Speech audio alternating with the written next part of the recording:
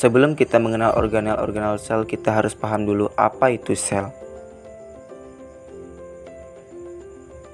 Sel merupakan unit terkecil dari makhluk hidup secara struktural dan fungsional serta tidak dapat dibagi lagi menjadi bagian yang lebih kecil. Sel memiliki bagian-bagian dan organel yang berbeda, bentuk, ukuran, struktur, serta fungsinya. Yang pertama, membran sel. Membran sel merupakan lapisan tipis yang membatasi sel dengan lingkungannya. Membran sel tersusun atas lipid, protein, dan karbohidrat. Fungsi membran sel mengontrol zat keluar masuk sel sebagai pelindung sel serta sebagai reseptor bagi sel. Selanjutnya, nukleus.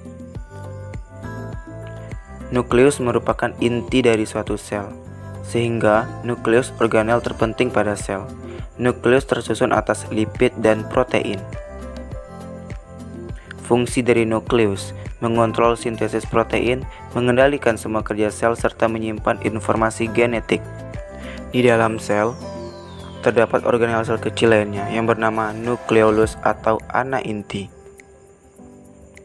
Nukleolus berbentuk bola, berwarna pekat, dan menempel pada kromatik.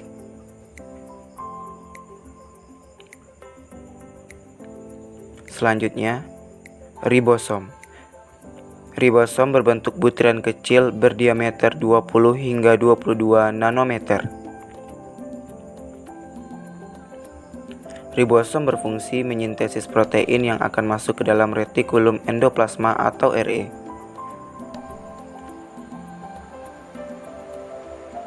Organel selanjutnya, retikulum endoplasma atau RE. RE terbagi dua, yang pertama RE kasar dan RE halus. Kita akan membahas RE kasar. Permukaan RE kasar ditempeli ribosom dan bergranula.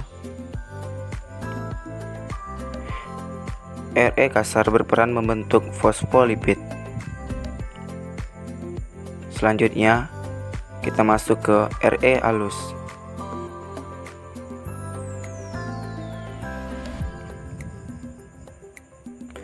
Permukaan RE halus tidak ditempeli ribosom dan tidak bergranula.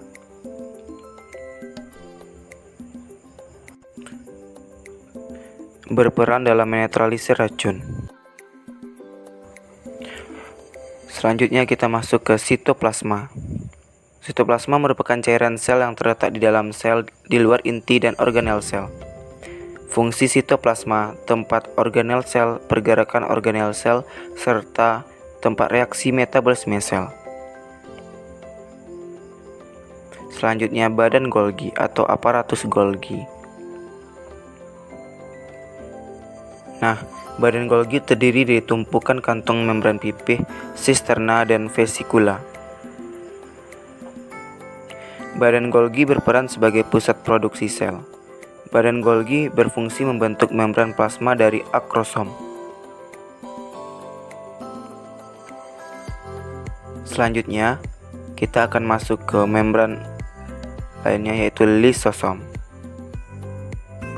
Lisosom merupakan organel kecil berbentuk seperti kantong atau vesikel yang diselubungi membran tunggal. Fungsi dari lisosom sebagai pencernaan sel serta berperan pada proses fagositosis. Organel selanjutnya mitokondria. Mitokondria diselubungi dua membran, membran luar dan membran dalam. Membran dalam mitokondria berlekuk-lekuk disebut dengan krista. Mitokondria berperan dalam respirasi sel atau metabolisme energi di dalam sel.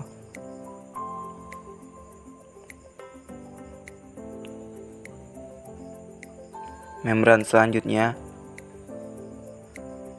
sentriol. Sentriol terletak di dalam sentrosom. Sentriol hanya terdapat pada sel hewan saja, sedangkan pada sel tumbuhan, sentriol tidak ada. Sentriol dapat membentuk benang-benang spindel yang akan mengikuti kromatid. Selanjutnya, organel sel tumbuhan. Organel sel tumbuhan dan sel hewan sebenarnya sama. Hanya saja, ada beberapa organel saja yang dimiliki sel tumbuhan dan tidak dimiliki sel hewan. Organel yang pertama yaitu dinding sel. Dinding sel merupakan bagian paling luar dari sel, yang tersusun atas zat-zat kimia yang menyusun dinding sel, diantaranya karbohidrat, protein, lemak, zat kayu, dan zat kersik. Fungsi dinding sel memberi batas antara sel dengan lingkungannya, memberi bentuk pada sel, melindungi isi sel, menyeleksi bahan makanan yang diperlukan di dalam metabolisme, serta memperkuat sel. Selanjutnya kita masuk ke plastida. Plastida merupakan organel yang memiliki membran rangkap dan berukuran lebih kecil dari inti.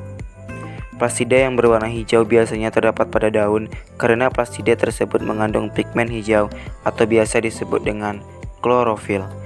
Plastida yang berwarna hijau biasanya dinamakan dengan kloroplas. Plastida yang tidak memiliki pigmen warna dinamakan dengan leukoplas. Fungsi klorofil yaitu untuk menangkap sinar dan kemudian mengubah sinar yang mengandung energi elektromagnetik menjadi energi kimia untuk membentuk gula dari air dan karbon dioksida dari udara atau biasa disebut dengan fotosintesis. Selanjutnya vakuola. Setiap vakuola terdapat cairan sel terdiri dari air dan lainnya. Fungsinya memiliki fungsi hidrolitik sebagai pengatur sel keseimbangan suatu sel.